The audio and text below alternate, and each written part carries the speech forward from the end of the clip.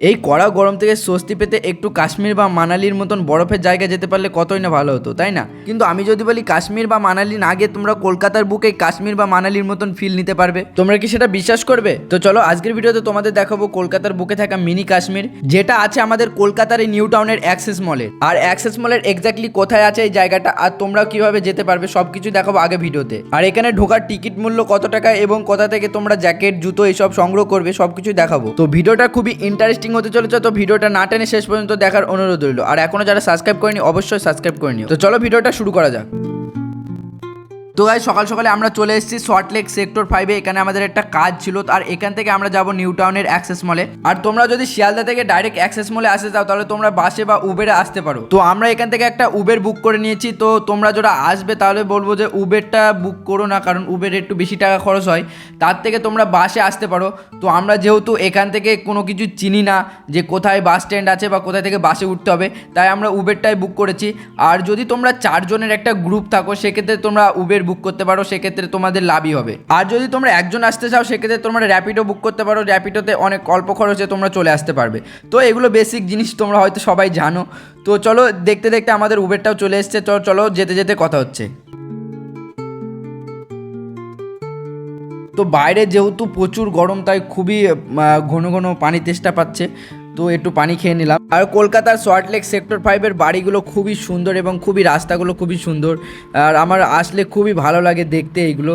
আর এই বাড়িগুলো কারা থাকে আমরা নিজেও জানি না, আমি তো সবসময় বেশিরভাগ ফাঁকাই দেখি। তো যাই হোক, দেখতে দেখতে গল্প করতে করতে চলে আসলাম ফাইনালি অ্যাক্সেস মলে। অ্যাক্সেস মলের সামনেই এই সুন্দর একটা রেস্টুরেন্ট বা ক্যাফে বলতে পারো, এটা দেখতে পেলাম।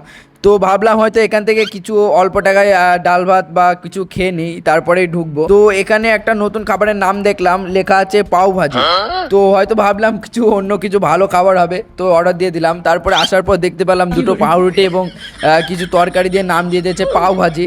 তো এটাই নিয়েছিল 120 টাকা, তো এটাই খেতে হলো। তারপরে খাওয়ার পর চলে আসলাম আমরা অ্যাক্সেস মলের ভিতরে। তো দেখতে পাচ্ছ অনেক সুন্দর আর চারিদিক অনেক দোকান। তো এখানে এসে তোমরা ভাবতেই পারবে না যে এই জায়গায় ওরকম একটা জায়গা কোথায় আছে। তো তোমরা অনেকে খুঁজে না পেতে পারো, তো তাদের জন্য বলে দিই, তোমরা যে চলন্ত সিঁড়ি আছে সেখান থেকে ডাইরেক্ট উঠে চলে আসবে 4th ফ্লোরে। 4th ফ্লোরের মানে 4 তলায় চলে আসবে। 4 তলায় আসার পরে 4 তলায় থেকে লিফট করে তোমরা ডাইরেক্ট চলে আসবে 6 ফ্লোরে, মানে 6 তলায়। 6 তলায় এসে তোমরা দেখতে পাবে এই সুন্দর জায়গাটা। তো এখানে দেখতে পাচ্ছি 6 তলার উপরে একটা খেলার মতো মাঠও তৈরি করে রেখেছে। তো আসলে মানুষ অনেক কিছুই পারে, তো তারই একটা জলজ্যান্ত প্রমাণ তোমরা দেখতে পাচ্ছ। তো এখানে দেখতে পাচ্ছ একটা স্নোম্যান আছে যার কাছে বাচ্চাগুলো খেলছে। তো এখান থেকে দেখতে পাচ্ছ নিচটা অনেক সুন্দর লাগছে, আর এতটা উঁচু একটা এরকম জায়গা বানিয়েছে, তো এটা সত্যি প্রশংসনীয় ব্যাপার। তো চলো এখান থেকে যে সামনে দেখতে পাচ্ছ এখান থেকে টিকিট সংগ্রহ করতে হবে। আর টিকিট মূল্য হচ্ছে পার হেড 500 টাকা করে। তো এটা আমরা বাইরে যখন ছিলাম তখন মনে হচ্ছিল যে 500 টাকা অনেক বেশি নিচ্ছে, বাট যখন ভিতরে ঢুকলাম তখন বুঝতে পারলাম না ঠিক আছে, এটা 500 টাকাটা বাড়তি। ঢুকে আমাদের প্রথমেই এখানে একটা দিদি বস থাকবে। তো এখান থেকে তোমাদের লকার নিয়ে নিতে হবে। তো 100 টাকা ডিপোজিট করে তোমরা লকার নিতে পারো। তো লকার নেওয়ার যে প্রসেস সেটা হচ্ছে 100 টাকা তোমাদের ডিপোজিট করতে হবে, ওখানে 100 টাকা দিতে হবে। তারপরে তোমাদের একটা লকার দেবে, সেই লকারে তোমরা তোমাদের ব্যাগপত্র, যদি কোনো টাকার ব্যাগ ম্যাগ থাকে, যে কোনো দামি জিনিস তোমরা ওই লকারে রেখে দিলে।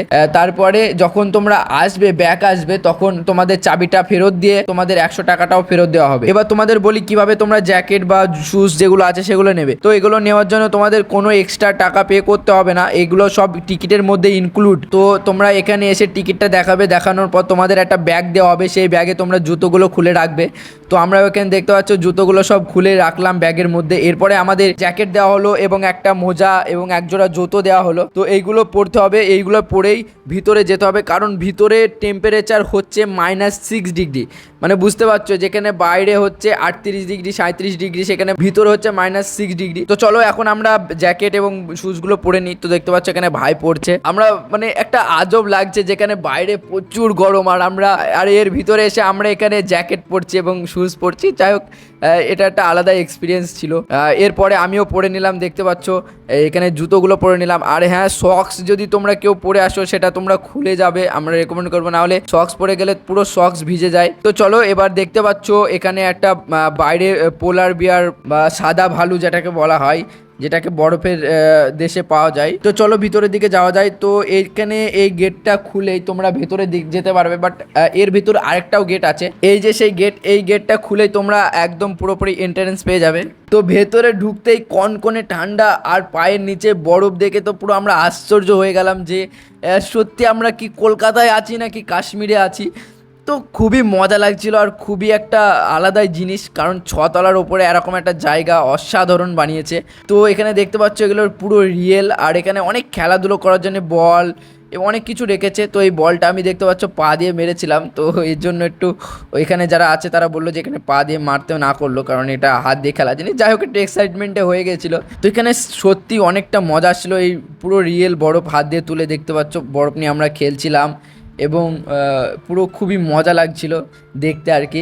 অরিজিনালি একটা আলাদাই ফিল পাচ্ছিলাম। আর এখানে তো প্রচুর প্রচুর ঠান্ডা, মানে যেমনটা ফ্রিজের ডিপ ফ্রিজে হয় সেরকম ঠান্ডা এখানে। তো অনেকটাই মজা লাগছিল। এখানে দেখতে পাচ্ছ একটা গুহা আছে, গুহা তৈরি করে রেখেছে, এর মধ্যে আমরা ঢুকছিলাম।